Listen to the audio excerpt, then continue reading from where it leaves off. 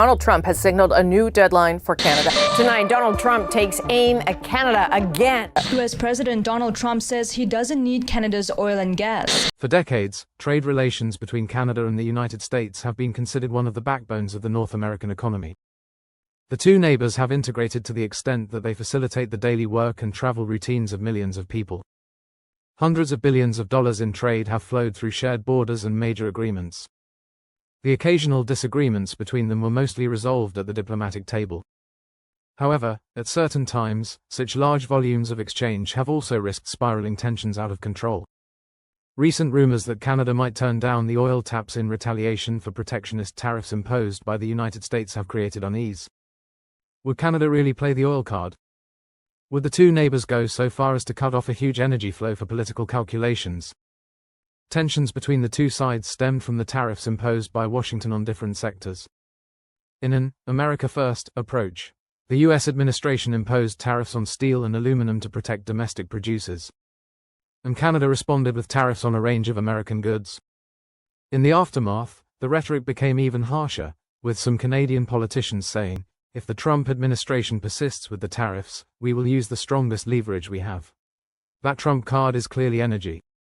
But with such deep-rooted trade ties, why would Canada play such a risky card? Trade between Canada and the US is intense not only in goods and services but also in strategic resources. In particular, Canada is America's #1 oil supplier. Refineries in the northern states are heavily dependent on Canadian crude. Every day, millions of barrels of oil cross the border and enter the US market. If this flow was suddenly stopped or reduced, it would be a shock to refineries and consumers. Fuel prices would skyrocket, logistics costs would soar, and agriculture and industry would be hit in a cascading effect. Canada knows the consequences of such a step because the US is its biggest customer, and it is not easy to find alternative markets for the oil it cannot sell there. Nevertheless, Ottawa believes, we are also suffering huge losses because of Trump's tariffs. We don't have to accept it, but how feasible is this idea?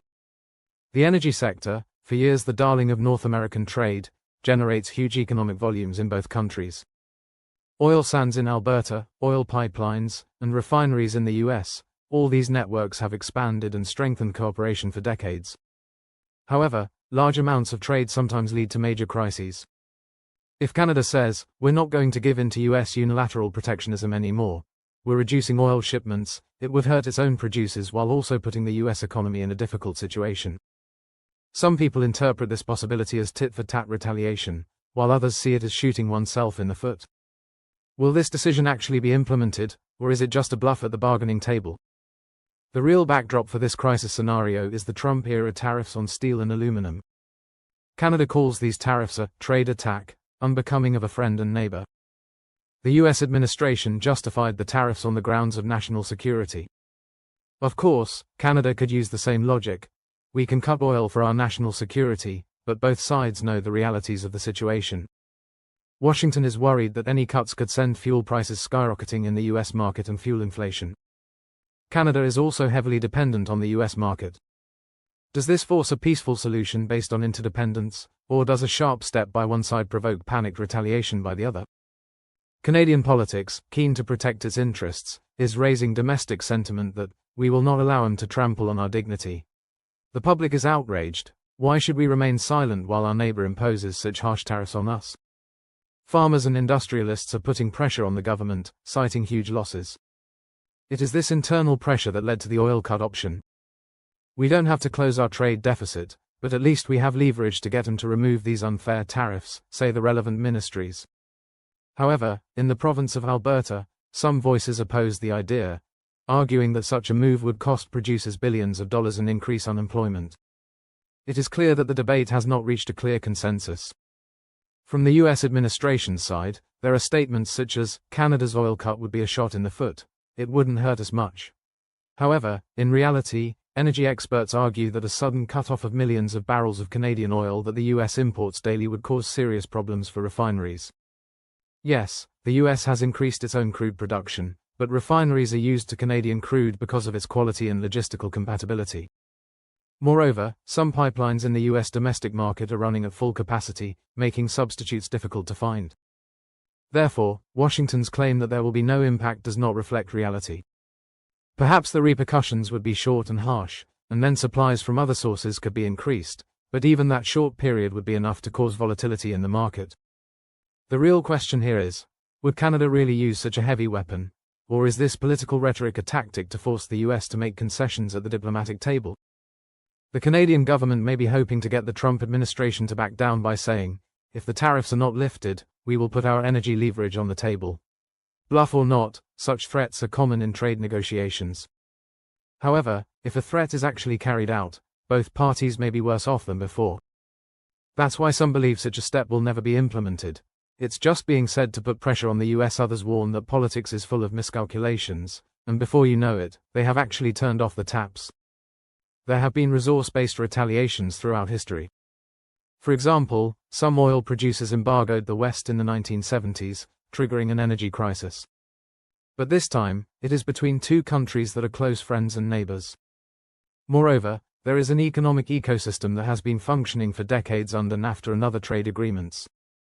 In the same automotive factory, parts from Canada are assembled in the US, perhaps with other parts from Mexico. The supply chain is so interconnected that a disruption in one sector disrupts all production. The same is true for the flow of oil, with Canada providing a steady supply to US refineries while major pipelines secure the flow.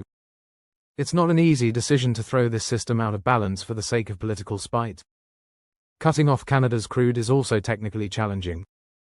Shutting down pipelines would force companies to reduce production, leaving workers and equipment idle. Even if relations improved later, reactivating those fields would take time. Moreover, if Canada were to try to sell its oil to transoceanic markets, it would be hampered by infrastructure issues such as port capacities and tanker traffic. The US market offers low-cost transportation thanks to geographical proximity and pipelines. In short, saying, "We are shutting down tomorrow morning," could result in an economically insurmountable problem. For all these reasons, rational economists argue that both sides are afraid of this situation. It may be the populist rhetoric of politicians that is magnifying the issue. The Trump administration is appealing to its base with protectionist tariff policies, while Canada is responding with strong action to defend itself. In the end, diplomacy usually prevails, a middle ground is found behind closed doors, and the threat of oil cuts is shelved without being implemented. However, political calculations can sometimes lead to unexpected outcomes. Populism can turn into real action. Who benefits and who loses from such a decision? Probably no one benefits, but the losers would be many. US consumers would face higher gasoline prices. The Canadian oil sector would lose revenue. US industry would face supply shortages. Trade uncertainty would slow both economies. Perhaps other oil exporters, such as Saudi Arabia or Venezuela, would try to fill the gap in the US market, but this would come with new logistics and refinery conversion costs. Moreover, if Canada decided to turn to Asian markets, it would need to build new pipelines and terminals, projects that have faced years of political and environmental obstacles. These are not steps that can be easily implemented. There are also many in the Canadian public who advocate for a harsh response to US tariffs, while others emphasize the importance of avoiding damage to the domestic economy.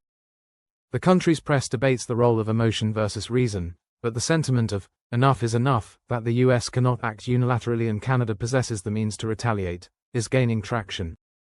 If this wave of emotion continues, the Canadian government may resort to drastic measures. The potential US response remains uncertain. Would the US administration view this as an economic attack and retaliate with further tariffs, escalating the trade war? These questions challenge the foundations of North American economic integration agreements like USMCA, designed to maintain open markets. The bitter confrontation between the two countries is straining these legal frameworks. Perhaps this crisis will serve as a reminder to both the US and Canada of the mutually beneficial nature of their trade relationship, prompting them to de-escalate protectionist policies. Otherwise, the harmonious and integrated trade relations that have served as a model for many years could be severely disrupted. Such a conflict would reverberate across global markets, leading to price increases and investor panic. Canada is a major oil producer, and the US is a significant consumer. A disruption in this high-volume trade could trigger fluctuations in the global energy market. If Canada carries out its threat, the US could retaliate by targeting other Canadian sectors, such as agriculture or electricity imports. Some experts warn that this could escalate into a tit-for-tat spiral, as some Canadian states also supply electricity to the US. For the sake of both countries, it is crucial to avoid this spiral. Diplomacy should play a central role, but in the Trump era, diplomacy often took a backseat to harsh rhetoric and populist politics. In the current climate, a resurgence of similar populist sentiments would not be surprising. While trade disputes, from dairy products to softwood lumber, have always existed between Canada and the US, the threat of cutting off oil shipments represents a significant escalation. The US press questions the wisdom of such a move, arguing that it would harm Canadian producers. Conversely, the Canadian press maintains that the US is equally reliant on Canada and that unilateral bullying cannot be tolerated. Exacerbating this conflict is the distinct political culture in both countries. In the US, protectionist policies are often framed as security measures, while in Canada, a small but proud national identity fuels a spirit of resistance. As a result, the tit-for-tat spiral could easily devolve into a "my tariff is bigger than yours" competition. In the world of politics, the line between impactful retaliation and self-inflicted damage is often blurred. When Canada crosses that line, both the US and Canadian populations could face an unexpected energy shock. While both governments acknowledge this risk, the question remains: will Canada actually cut off oil shipments to the US? Some consider it an empty threat, while others believe it is a real possibility. If implemented, it would create a major trade and energy crisis in North America, driving up prices, disrupting businesses, and further straining diplomatic relations. Even if Canada does not follow through, the message conveyed by Canadian politicians, that Trump's tariffs cannot subdue them and that they possess leverage, serves as a tool of pressure. Both scenarios undermine trade stability, as investors and industries struggle to make decisions amidst uncertainty. Is a short-term solution on the horizon, or will the parties return to the principles of mutually beneficial diplomacy? Experts believe the latter is possible, but history has shown the potential for populism to derail such efforts. No one anticipated that two countries with such strong historical, geographical, cultural, and defense ties would be drawn into a major rupture over tariffs and retaliation. However, politics is full of surprises. Perhaps tomorrow, the US administration will announce a new trade agreement with Canada, eliminating the need for tariffs.